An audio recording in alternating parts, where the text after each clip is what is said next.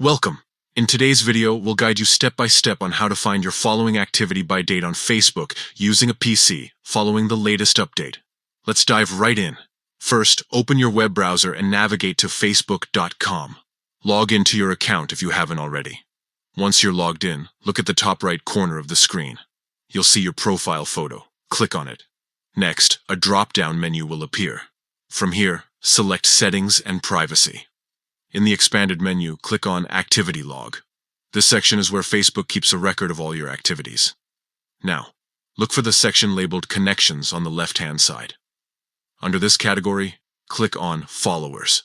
This will show you details about your followers and who you've followed or unfollowed. To narrow down this information by date, click on Who you followed and unfollowed. At the top of the page, you'll see an option labeled Date. Click on it. A calendar or date range selector will appear. Choose the specific period you want to review, whether it's a particular day, week, or month, and then click Save Changes. That's it. You've now successfully filtered your following activity by date on Facebook. This feature is perfect for tracking changes in your connections over time. Thank you for watching. If this tutorial was helpful, don't forget to share it with others who might need assistance navigating Facebook's updated features. See you in the next video.